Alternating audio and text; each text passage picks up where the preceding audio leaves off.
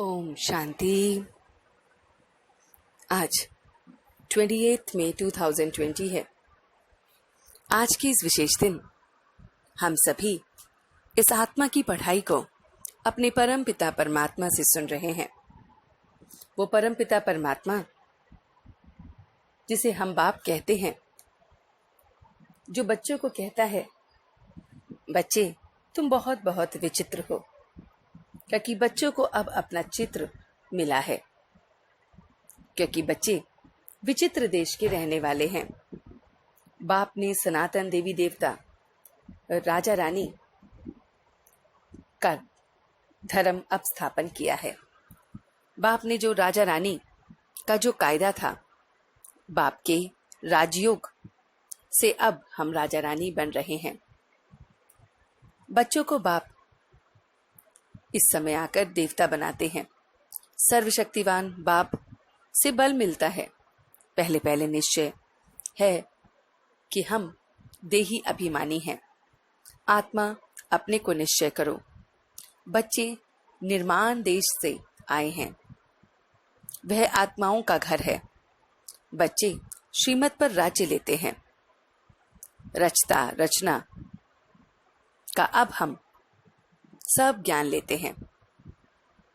यहाँ उनको बैठना चाहिए जो देही अभिमानी हैं। बाप का बनकर बस बाप को याद करते हैं। याद में नहीं बैठेंगे तो वह टीचर फिर कहलाने नहीं सकते। याद से शक्ति मिलती है, ज्ञान से शक्ति नहीं मिलती। यह है याद बल। विश्व का राज्य याद के बल से ही तो मिल रहा है। हमें देखना है कि हम फेरी लगाने वाले परवाने हैं या फिदा होने वाले। तो बाबा कहते हैं, मीठे बच्चे देही अभिमानी बन बाप को याद करो, तो बाप की याद का बल जमा होगा। याद के बल से तुम सारे विश्व पर राज्य कर सकते हो। बाबा कहते हैं कि कौन सी बात तुम बच्चों के ख्याल ख्वाब में नहीं थी जो प्रैक्टिस हुई है। तो बाबा बताते हैं कि हम भगवान से राजयोग सीखकर विश्व के मालिक बनेंगे। रजाई के लिए पढ़ाई पढ़ेंगे। अभी तुम्हें अथाई खुशी है कि सर्वशक्तिवान बाप से इस समय हम बल लेकर हम सतयुगी स्वराज्य अधिकारी बनते हैं। तो इस समय हम पूरे स्वराज्य अधिकारी बन रहे हैं। राजयोग से नर से नारायण, भ्रष्टाचारी से श्रेष्ठाचारी हम बनते हैं।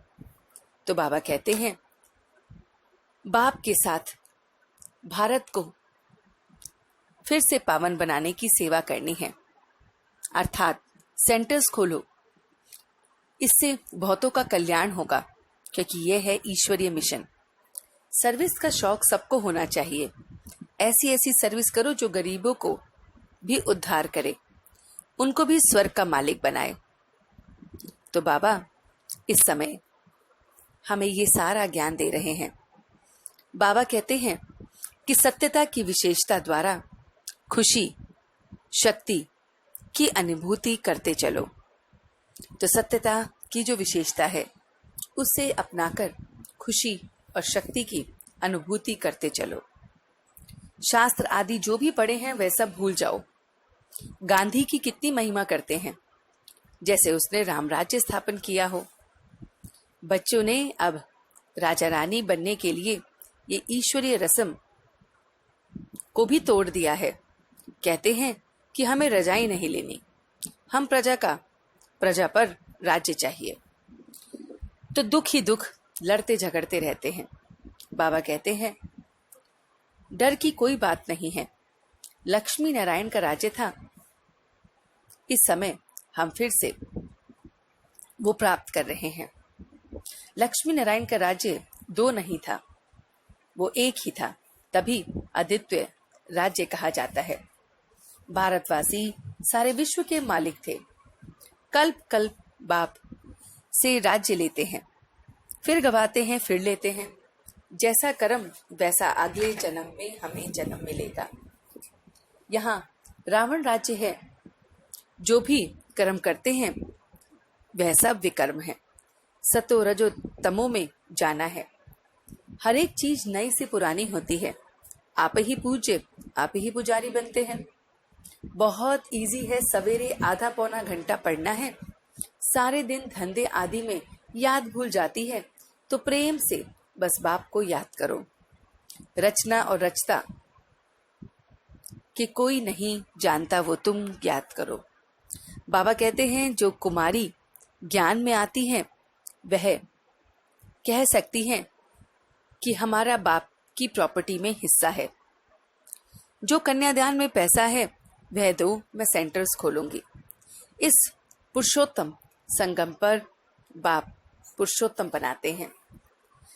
तो बाबा हमें वरदान देते हैं कि रूहानी शक्ति का हर कार्य में यूज करने से युक्ति युक्त जीवन मुक्त भव। तो बाबा कहते हैं इस ब्राह्मण जीवन की विशेषता है रूहानियत।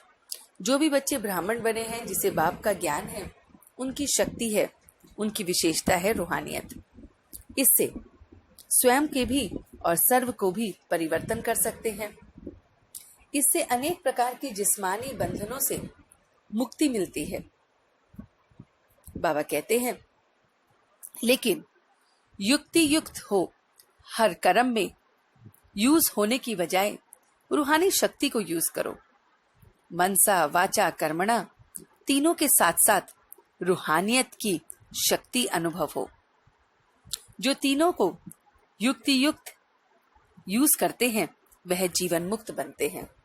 तो बाबा हमें ब्राह्मण जीवन की विशेषता रूहानियत बता रहे हैं, जिसे हमें युक्ति युक्त होकर मनसा वाचा कर्मणा में झलकाना है, उसे यूज करना है, स्वयं को यूज नहीं होने देना है।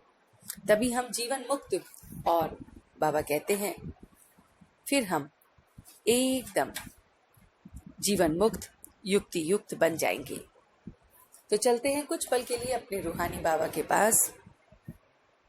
वो रूहानी बाबा जो हमें ये पूरा ज्ञान सुनाता है। हर बच्चा महसूस करे कि मैं इस रूहानी पाठशाला में बैठा हूं। पढ़ाने वाला वो स्वयं मेरा बाबा है, जो आकर आत्मा का ज्ञान देता है, देही अभिमानी बनाता है, भारत को पावन बनाने आया है। मैं बाबा के साथ मिलकर इस रूहानी मिशन पर भारत को स्वर्ग बना रहा हूं। मैं स्वयं के अंदर रूहानियत को जगाकर जो ब्राह्मण देवता की विशेषता है उसे अपना रहा हूं। रूहानियत को हर कर्म में लगा रहा हूं। मैं मनसा वाचा कर्मणा में रूहानियत को अपना रहा हूं। इसी शक्ति से मैं जीवन मुक्त हो रहा हूं। मैं इस पल बहुत बहुत बाप को याद कर रहा हूं।